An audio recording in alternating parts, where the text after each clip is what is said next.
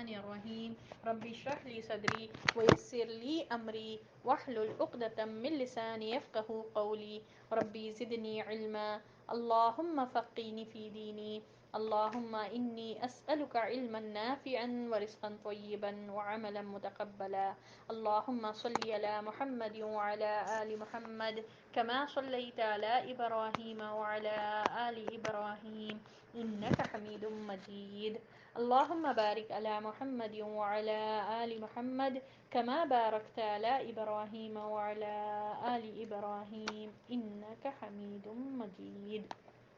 چلیے، غزوہ تبوک ایک بہترین لیسن ہم کو ملا کہ پروکریسٹینیشن میٹرز ڈیلے کرنے کے اس کے بھیانک نتائج ہو سکتے ہیں، تو اسی لیے کبھی بھی کاموں کو ٹالنا نہیں چاہیے. جب بھی نیکی کی کوئی بات ہمارے سامنے آئے اس میں لگانا چاہیے، اپنی کوشش کر کر اس کو کر گزرنا چاہیے. ٹھیک ہے، یہ غزوہ تبوک کا تھا. اور پھر اس کے بعد غزوہ تبوک میں ہم لوگوں نے یہ دیکھا کہ کس طرح سے جب یہ تینوں کا میٹرز ڈیلے ہو گیا، پھر اس کے 50 دن کے بعد جب آیت آئی تو لوگوں میں خوشی کی لہر دوڑ گئی، سب ایک دوسرے کو گلے ملے. پھر کعب بن مالک، ہلال بن امیہ اور مرارہ ابن ربیع، ان سے 50 دن تک نبی صلی اللہ علیہ وسلم نے حکم یہ دیا تھا کہ کوئی بات نہیں کرے، کوئی ان کے سلام کا جواب بھی نہ دے. اور سبحان اللہ، زمین وسیع ہونے کے باوجود ان پر تنگ ہو گئی تھی.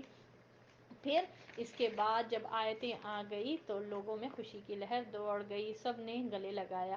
بہرحال یہ ہو گیا. پھر اس کے بعد ہم نے دیکھا کہ اس میں جو ہے نا 9 ہجری میں، رجب 9 ہجری میں یہ نجاشی کی وفات ہوئی. ٹھیک ہے، تو نبی صلی اللہ علیہ وسلم نے ان کی غائبانہ جنازے کی نماز پڑھائی. پھر شعبان 9 ہجری میں نبی صلی اللہ علیہ وسلم کی صاحبزادی حضرت ام کلثوم کی وفات ہو گئی، جو عثمان بن عفان رضی اللہ تعالیٰ عنہ کے نکاح میں تھے. پھر نبی صلی اللہ علیہ وسلم نے فرمایا اگر مجھے تیسری بیٹی ہوتی تب بھی میں آپ کو ہی نکاح میں دیتا. یعنی وہ اتنے اچھے داماد، اور کتنے اچھے داماد، بہت کم بات کرتے تھے، بہت شرمیلے تھے، یہاں تک کہ فرشتے بھی ان سے شرماتے تھے، عثمان بن عفان رضی اللہ تعالیٰ عنہ سے. بہرحال ذی قعدہ 9 ہجری میں عبداللہ بن ابی جو منافقین کا رئیس تھا، اس کی موت ہوئی. اس کی موت پر ان کے بیٹے آئے، نبی صلی اللہ علیہ وسلم سے ریکویسٹ کرنے لگے. آپ صلی اللہ علیہ وسلم گئے، جبکہ عمر رضی اللہ تعالیٰ عنہ روک رہے تھے کہ نہیں آپ نہیں جائیے، نماز جنازہ پہ اللہ نے منع فرمایا ہے منافقین کی نماز پڑھنے پر. مگر نبی صلی اللہ علیہ وسلم گئے بھی اور نماز جنازہ پڑھے بھی، اور پھر جو ہے نا دعائیں مغفرت بھی کی. پھر بعد میں اللہ تعالیٰ نے سورۃ التوبہ آیت نمبر 80 اینڈ 84 میں اللہ تعالیٰ نے بتا دیا کہ یہ نہیں کریں، کہ آئندہ کبھی بھی منافقین مشرکین کے لیے کوئی نماز جنازہ کے لیے نہ ٹھہریں اور نہ ہی ان کے لیے دعائیں مغفرت کریں. اگر آپ 70 مرتبہ بھی ان کے لیے دعائیں مغفرت کر دیں، تعداد کی کثرت اس لیے بتائی گئی کہ بتانے کے لیے کہ اتنے بار بھی کرنا ان کے لیے بے فائدہ ہے، کیونکہ اللہ انہیں معاف نہیں کرے گا. یہ فاسق قسم کے لوگ ہیں، دل میں کچھ زبان پہ کچھ، اسلام تو قبول کرے مگر اسلام کے دشمن بنے رہے. تو اللہ نے بتایا ان کے لیے کوئی استغفار، اتنا بڑا پنشمنٹ کہ سوچے رسول اللہ صلی اللہ علیہ وسلم کی استغفار بھی ان کے لیے مقبول نہیں ہوگی. اللہ ہم کو ہرگز ایسے لوگوں میں ناشمار فرمائے. چلیے، اب اس کے بعد ویسے ہم کو معلوم ہے کہ ہر غزوات میں اور آپ صلی اللہ علیہ وسلم جب بھی جہاد کے لیے نکلتے راستے میں تعلیمات برابر کرتے تھے، یعنی اپنے صحابہ رضی اللہ تعالیٰ عنہم کو تعلیمات بھی دیتے تھے. اس غزوے میں بھی آپ صلی اللہ علیہ وسلم نے ایک مرتبہ عقبہ بن عامر رضی اللہ تعالیٰ عنہ سے یہ روایت ہے یہ کہ آپ صلی اللہ علیہ وسلم ایک مرتبہ صبح کے وقت جو ہے نا تمام لوگوں کو اکٹھا کر کر مجلس میں بیٹھے ہوئے تھے، تو آپ صلی اللہ علیہ وسلم نے فرمایا کہ سورج نکلنے کے بعد جو شخص بھی اچھی طرح وضو کرے اور 2 رکعت نماز پڑھے تو اس کے تمام گناہ معاف ہو جاتے ہیں. اللہ اکبر کبیرہ. یعنی کون سی نماز ہے یہ؟ نماز اشراق. تو ہم پہلے تو اچھی طرح وضو کرے اور پھر 2 رکعت نماز پڑھنے میں ہم کو کتنا ٹائم لگتا، وضو اور سوچیں ہم 2 رکعت نماز پڑھنے میں، تو اس کے تمام گناہ معاف ہو جاتے ہیں. تو عقبہ بن عامر رضی اللہ تعالیٰ عنہ کہیں یعنی کہ تھوڑا دیر سے آئے، اور جب محمد صلی اللہ علیہ وسلم یہ بات فرما رہے تھے تو وہ بولے کہ اللہ کی تمام تعریفیں اللہ کے لیے ہیں، کہ اللہ کا شکر ہے کہ میں یہ بات نبی صلی اللہ علیہ وسلم کی زبان سے سنا اور میں اس پر عمل کروں گا. اس طرح کہے۔ تو عمر رضی اللہ تعالیٰ عنہ نے کہا اے عقبہ کیا میں اس سے بہتر بات نہ بتاؤں جو تم مس کر دیے، یعنی کہ وہ آنے میں تھوڑا ڈیلے ہو گیا، آنے میں ان کو تھوڑا لیٹ ہوا۔ تو عمر رضی اللہ تعالیٰ عنہ نے فرمایا نبی صلی اللہ علیہ وسلم اس سے بہترین بات بھی بتائے۔ تو عقبہ بن عامر نے کہا اے عمر میرے ماں باپ آپ پر فدا، آپ بتائیے کہ وہ کیا بات ہے۔ تو عمر رضی اللہ تعالیٰ عنہ نے فرمایا کہ جب سورج نکلنے کے بعد جو شخص اچھی طرح وضو کرے اور یہ کلمات کہے اشہد ان لا الہ الا اللہ واشہد ان محمدًا عبدہ ورسولہ، ٹھیک ہے، تو اس کے لیے اور پھر 2 رکعت نماز پڑھیں تو اس کے لیے جنت کے 8 دروازے کھول دیے جاتے ہیں۔ اللہ اکبر کبیرہ۔ تو یہ بات مس ہو جاتی ان سے، عقبہ بن عامر سے۔ پھر جب یہ دیکھیے جو شخص عقبہ بن عامر میں جاہلیت میں جنگ کے معنی تھے بغیر کسی رحم و مروت کے قتل و غارت گری، آتش زنی، اکھاڑ پچھاڑ، لوٹ مار، عورتوں کی بے حرمتی، زمین میں فساد، کھیتی باڑی اور جانوروں کی تباہ کاری، لیکن اسلام نے آ کر اس معنی کو مکمل طور پر بدل دیا۔ چنانچہ اس نے جنگ کو مظلومین کی مدد، ظالموں کی سرکوبی، زمین پر امن و امان پھیلانے، عدل قائم کرنے، کمزوروں کو طاقتوروں کے چنگل سے چھڑانے، بندوں کو بندوں کی عبادت سے نکال کر اللہ کی عبادت کی طرف لگانے اور ادیان باطل کے ظلم سے اسلام کے عدل کی طرف لانے کا ذریعہ بنا دیا۔ ٹھیک ہے، اب ہم غزوات کے بارے میں یہاں پر چند باتیں پڑھ رہے ہیں۔ ٹھیک ہے، پہلے زمانے میں بھی ہوتے تھے جنگ، ٹھیک ہے، اور یہ غزوات کیا ہے؟ جنگ ہوتی تھی نا، جنگ جو محمد صلی اللہ علیہ وسلم کے اور دوسرے جتنے بھی لوگ ہیں ان کے بیچ میں جو ہوئی۔ تو اب یہاں پر یہ بتایا جا رہا پہلے بھی جنگیں ہوتی تھی، تو پہلے جنگ کا معنی کیا ہوتا تھا؟ کسی پر رحم و مروت نہیں کرنا، قتل و غارت گری، آتش زنی یعنی پورا آگ وغیرہ لگا کر سب چیز جلا دیا جاتا تھا، اکھاڑ پچھاڑ ہوتی تھی، لوٹ مار ہوتی تھی، عورتوں کی بے حرمتی ہوتی تھی، زمین میں فساد، کھیتی باڑی اور جانوروں کی تباہ کاری، پھر یہ سب چیزیں تھے جنگ کا مطلب۔ لیکن اسلام نے آ کر، محمد صلی اللہ علیہ وسلم یہ دین اسلام لے کر آئے، اس میں آ کر یہ مکمل طور پر بدل دیا۔ اس کا مطلب اب جنگ کس وجہ سے ہوئی تھی؟ مظلومین کی مدد کرنا، ظالموں کی سرکوبی، ٹھیک ہے، ہم دیکھیں پورے تمام غزوات ظالم تھے، جو بدر میں آئے، جو پورے ظالموں کو نکالا گیا اللہ کی طرف سے، مکے سے نکال کر بدر میں ان کی پٹائی ہوئی، ہم لوگوں نے دیکھا کہ ظالموں کی سرکوبی کی گئی، مظلومین کی مدد، مظلوموں کی مدد میں ہم دیکھیں غزوہ فتح مکہ مظلوم ہوئے تھے، بنو قزاع پر اٹیک کر کر یہ بنو بکر جو ہے نا اتنا زیادہ ظلم کرے، تو مظلومین کی، ٹھیک ہے، زمین پر امن و امان پھیلانا، یہ آپ صلی اللہ علیہ وسلم کے زمین پر سب امن اور امان کے ساتھ رہے، عدل قائم کرے، کمزوروں کو طاقتوروں کے چنگل سے چھڑانے اور اصل بندوں کو بندوں کی عبادت سے نکال کر اللہ کی عبادت کی طرف۔ بندوں کی عبادت یہ کیا تھے؟ لات، منات، عزا، یہ نیک لوگوں کے بنائے ہوئے بتیں تھے، تو یہ تو لوگ سمجھتے تھے کہ یہ نیک لوگ ہماری اللہ کی یہاں سفارش کریں گے، تو ان کی عبادت سے نکال کر اللہ کی عبادت کی طرف لے کر آنا، یہ ہے ایکچول میں اسلام۔ عربوں کی عادت نہ تھی کہ کسی کے سامنے سر جھکائیں، خواہ جنگ جتنی بھی طول پکڑے اور قیمت جتنی بھی زبردست چکانی پڑے، یہ تھے عرب، ٹھیک ہے، ان کی عادت نہیں تھی، کسی کے سامنے سر نہیں جھکاتے تھے یہ لوگ، چاہے کچھ بھی ہو جائے، چاہے کتنا بھی لمبی جنگ ہو جائے، چاہے کتنے بھی لوگ مر جائیں، مگر کبھی یہ لوگ اپنا سر کسی کے سامنے نہیں جھکاتے تھے۔ چنانچہ بکر و تغلب کے درمیان جنگ بسوس 40 سال تک چلتی رہی۔ بکر اور تغلب یعنی ان کو تغلب کہا جاتا تقسیم میں تھی، فریقین کے کوئی 70,000 آدمی مارے گئے، مگر کسی نے دوسرے کے سامنے سر نہ جھکایا، اتنے لوگ مرے، 70,000 مرے، تب بھی کوئی ایک دوسرے کے سامنے سر نہیں جھکاتے تھے۔ اوس اور خزرج کی لڑائی 100 سال سے زیادہ چلی، مگر کسی نے بھی دوسرے کے سامنے سر نہ جھکایا۔ یہ اسلام سے پہلے عرب کی عادت تھی، جنگ جاری رکھنا اور دشمن کے سامنے سر نہ جھکانا، چاہے جتنی مرضی نقصان ہو جائے، صلح نہیں کرنا، ٹھیک ہے، بکر اور بنو خزاعہ میں بھی ایسی ہی دشمنی تھی، مدینہ گئے تو مدینہ میں اوس اور خزرج میں بھی ایسی ہی دشمنی، 100 سال ایک ایک چھوٹی چھوٹی بات پر تمہارا گھوڑا ہمارے آگے آ گیا، ہمارے گھر کے سامنے یہ لا کر ڈالے، جنگ ہو جاتی تھی چھوٹی چھوٹی بات پر، اور ایسی جنگ طویل، لوگ اس میں اتنے قتل غارت گری بھی ہو جاتی تھی، ایسے طریقے سے جنگ ہوتی تھی، اور کوئی بھی جو ہے نا قبیلے والے ایک دوسرے کے سامنے سر نہیں جھکاتے تھے، ان کی یہ شان کے خلاف ہوتا تھا.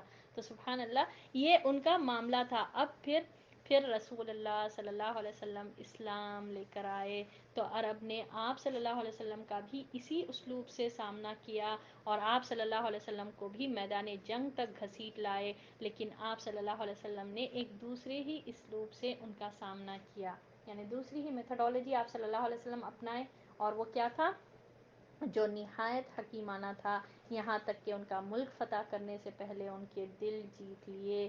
آپ صلی اللہ علیہ وسلم کے غزوات میں کام آنے والوں کی تعداد اور ان غزوات کے نتائج کا مقابل جب جاہلیت میں پیش آنے والی جنگوں سے نتائج سے کیا جائے تو عجیب و غریب بات سامنے آتی ہے. آپ صلی اللہ علیہ وسلم کے غزوات اور جنگوں میں قتل ہونے والے سارے مسلمان مشرکین اور یہود اور نصارہ کی تعداد مجموعی طور پر کم و بیشتر 1000 بنتی ہے، اور ان غزوات میں جو مدت صرف ہوئی 8 سال، 8 سال سے زیادہ نہیں، مگر اتنے تھوڑے عرصے میں اور اتنے معمولی سا خون بہا کر آپ صلی اللہ علیہ وسلم نے تقریباً پورے جزیرہ عرب کو اپنے تابع فرمان بنا لیا، اور اس کے اطراف و اکناف میں امن و امان کا دورہ جاری ہو گیا. سبحان اللہ. یہ تھے آپ صلی اللہ علیہ وسلم، اور آپ صلی اللہ علیہ وسلم جو دین لے کر آئے، یہ لوگوں نے بھی نبی صلی اللہ علیہ وسلم کا اسی اسٹائل میں اسی میتھڈالوجی ان لوگوں نے اپنایا کہ مان کر نہیں دیے، تلوار اٹھا لیے، قتل کی پلاننگ، قتل و غارت گری، جنگ وغیرہ ہم سب دیکھے، جنگ بدر، جنگ احد، سب میں یہ لوگ نبی صلی اللہ علیہ وسلم کو تک بھی جنگ پر کھینچ لے کر آئے، مگر آپ صلی اللہ علیہ وسلم حکیمانہ طریقے سے ان کا مقابلہ کرے. ملک فتح ہو گیا، یعنی مکہ فتح ہونے سے پہلے ہی دل جیت لیے تھے. ہم لوگوں نے دیکھا صلح حدیبیہ جب ہوا تو بڑے بڑے جگر گوشے، یعنی بڑے بڑے لیڈرز سبحان اللہ نبی صلی اللہ علیہ وسلم پر حق کی گواہی دیتے ہوئے آئے. اور پھر سبحان اللہ اس کے بعد اگر ہم دیکھیں اس میں اگر کمپیئر کریں کہ پہلے کے جو جنگ ہوتے تھے اور پھر نبی صلی اللہ علیہ وسلم جتنے غزوات کرے، ٹھیک ہے، 8 سال ہوئے یہ غزوات، تو 2 ہجری سے سٹارٹ ہوئے اور 9 ہجری تک، یہ آپ صلی اللہ علیہ وسلم کا زندگی کا لاسٹ غزوہ غزوہ تبوک تھا. اگر ہم ان سب کا انالائز کریں، یہ غزوات میں صرف 1000 لوگ پورے مشرکین کو بھی ملا کر اور مسلمانوں کو بھی ملا کر اور یہودی اور نصارہ سب کو اگر کاؤنٹ کیا جائے تو آلموسٹ 1000 پیپل مرے، جبکہ ان کی ایک معمولی جھڑپ میں ہزاروں تعداد میں لوگ مرتے تھے، اور کوئی فیصلہ بھی نہیں ہوتا تھا، کوئی جھکتے بھی نہیں تھے، بس قتل و غارت گری یہ تھی. تو سبحان اللہ اتنے کم عرصے میں اتنے کم تعداد کے لوگ مارے گئے، اور اس سے پہلے یہ 8 سالوں میں پورے جزیرۃ العرب میں اسلام کا غلبہ ہو گیا. اللہ اکبر کبیرہ. تو یہاں پر دیکھیں سوال یہ ہے، کیا آپ سمجھتے ہیں کہ یہ تلوار کی قوت سے ممکن ہے؟ باخصوص ان لوگوں کے لیے جو معمولی بات پر نہ ختم ہونے والی جنگ جھڑپ دیتے تھے اور ہزاروں پر ہزار قربان کرتے جاتے تھے، مگر یہ سوچ بھی نہیں سکتے تھے کہ سر جھکائیں گے. ہرگز نہیں. یہ تلوار کی بنا پر نہیں ہوا، یعنی یہ جو الزام دیا جاتا کہ اسلام تلوار کی بنا پر ہے، یہ ایک الزام ہے، نہیں، یہ آپ صلی اللہ علیہ وسلم کی، بلکہ یہ آپ صلی اللہ علیہ وسلم نے جو کچھ پیش فرمایا وہ نبوت اور رحمت، رسالت اور حکمت، دعوت اور معجزہ، اور اللہ کا فضل اور اس کی خاص رحمت تھی. اللہ اکبر کبیرہ. جو سورۃ الاحزاب کی آیت ہے، لقد کان لکم فی رسول اللہ اسوۃ حسنہ، یقیناً تمہارے لیے رسول اللہ صلی اللہ علیہ وسلم میں عمدہ نمونہ موجود ہے ہر اس شخص کے لیے جو اللہ کی طرف جھکتا ہو اور قیامت کے دن پر ایمان رکھتا ہو اور بکثرت اللہ کو یاد کرنے والا ہو. ٹھیک ہے، یہ ہے اصل بات. نبی صلی اللہ علیہ وسلم کی پوری لائف ہماری زندگی ہمارے لیے ایک نمونہ ہے، ایک ایگزامپل ہے، اسوۃ حسنہ ہے. یہ ہے آپ صلی اللہ علیہ وسلم کا اسوہ، کہ آپ صلی اللہ علیہ وسلم لوگوں کا دل جیتے، اور یہ تلوار کی بنا پر نہیں ہوا.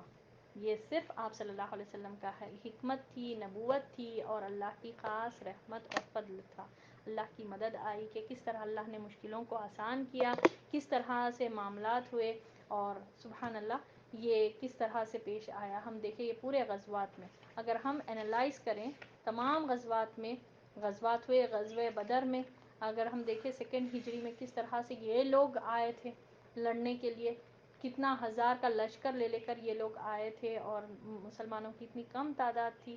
بہرحال تمام اس میں ہم کو ایک لیسن بھی ملتا ہر غزوے میں، اور یہ ہوا ہی اس وجہ سے کہ مظلوموں کی مدد ہوئی ادھر کوئی غزوات میں، یا پھر ظالموں کی سر کو بھی، یعنی ظالموں سے بدلہ لیا گیا. ٹھیک ہے، تو اور زمین میں امن و امان کیا گیا، قائم کیا گیا. سبحان اللہ، یہ تھے آپ صلی اللہ علیہ وسلم جو دین لے کر آئے تھے، دین اسلام. تو یہ تھا آج کا ہمارا لیسن. وسلم جو ہے نا اسی غزوے میں، غزوہ تبوک میں تعلیمات تو بہرحال کرتے تھے آپ صلی اللہ علیہ وسلم.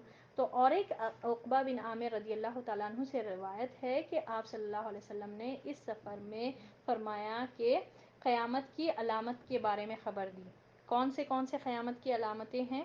آپ صلی اللہ علیہ وسلم نے فرمایا میری وفات، بیت المقدس کی فتح، مال کی کثرت ہو جانا، اور اتنی زیادہ مال کی کثرت ہونا کہ لوگوں کو اگر 100 دینار بھی ملے تب بھی وہ سیٹسفائی نہیں رہیں گے، تب بھی وہ ناشکری کریں گے.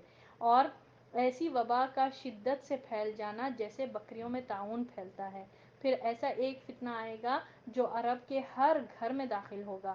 پھر اس کے بعد صلح نامہ ہوگا مسلمانوں اور رومیوں کے بیچ میں، مگر اس پر عمل نہیں کیا جائے گا. اس کی وجہ سے 80 جھنڈے لے کر لوگ نکلیں گے، اور ہر جھنڈے کے ساتھ 12,000 لوگ ہوں گے. تو یہ آپ صلی اللہ علیہ وسلم نے کچھ علامتیں قیامت کے تعلق سے بتایا. اور اسی غزوے میں آپ صلی اللہ علیہ وسلم نے یہ بھی فرمایا، عبداللہ بن عباس رضی اللہ تعالیٰ عنہ سے روایت ہے کہ نبی صلی اللہ علیہ وسلم نے فرمایا لوگوں میں سے اس شخص کی مثال نہیں ہے، یعنی اس شخص کی مثال نہیں ہے جو اپنے گھوڑے کے سر کو پکڑے اور اللہ کے راستے میں اس کو لگائے اور جہاد کرے اور لوگوں کے شر سے بھی بچتا رہے. اور نبی صلی اللہ علیہ وسلم نے فرمایا دوسرا وہ شخص جو اللہ کی نعمتوں میں زندگی بسر کرے، مہمان نوازی کرے اور مہمان کا حق ادا کرے. تو ایک یہاں پر جو مثال دی، یعنی دونوں کا عمل ہے ایکسلنٹ لیول پہ، اس کی مثال دے ہی نہیں سکتے. آپ صلی اللہ علیہ وسلم نے فرمایا ایک شخص جو جہاد فی سبیل اللہ کر رہا ہے اور لوگوں کے شر سے بھی بچ رہا ہے، یعنی اللہ کے راستے میں نکلا ہوا ہے اور وہ لوگوں کے شر سے بھی بچ رہا ہے، تو اس کی کوئی مثال نہیں ہے. ایک گھر کے باہر کام کرنے والا ہے اور گھر کے اندر جو ہے نا اس کو اللہ تعالیٰ نعمتیں عطا فرمائے اور مہمان نوازی کرے اور لوگوں کو اس کا حق ادا کرے. تو ایسے کام کرنا چاہیے، ایکسلنس لیول پر جو کام کریں. تو پورا ہم کو سیرت میں جو اصل بات پتہ چلتی وہ عمل، اپنی زندگی کو پروڈکٹیو بنانا، اپنی صلاحیتوں کو اللہ کے لیے صرف کرنا چاہیے. آف کورس دنیا میں رہیں، ایسا نہیں ہے کہ ہم کو ہماری شریعت ہم کو یہ اجازت نہیں دیتی کہ ہم جنگلوں میں نکل جائیں اللہ اللہ کر لیتے بیٹھے. اللہ نے فرمایا دنیا میں رہو، دنیا کی نعمتیں بھی استعمال کرو اور اللہ کا شکر بھی کرو، مگر اللہ کی پریورٹی، اللہ تعالیٰ کی ہی طرف ہم کو لوٹ کر جانا ہے، ہم کو حساب دینا ہے، اس بات کو نہیں بھولو. بس اللہ یہ ہم سے توقع رکھتا ہے، اور اللہ تعالیٰ نے جو بھی ہم کو اسلام کے ذریعے سے جو بھی ہم کو سرکل، ایک دائرہ، ایک ڈومین جو بنا کر اللہ نے ہم کو دیا اس میں رہو. حد سے گزرو نہیں، آگے گزرو نہیں، تاکہ تم کو خود پرابلم نہ ہو. اللہ ہمارا رب ہے اور کتنا بہترین ہمارا رب ہے کہ ہمارے غلطیوں کو معاف بھی کر دیتا ہم غلط کرنے پر. تو اللہ سے دعا ہے کہ اللہ تعالیٰ ہمارے بیٹھنے کو، ہمارے پڑھنے کو قبول فرمائے اور اللہ ہم سب سے راضی ہو جائے. وآخر الدعوانا ان الحمد للہ رب العالمین. سبحان ربک رب العزت عما یصفون وسلام علی المرسلین والحمد للہ رب العالمین. سبحانک اللہم وبحمدک نشہد ان لا الہ الا انت نستغفرک ونتوب الیک. السلام علیکم ورحمۃ اللہ وبرکاتہ.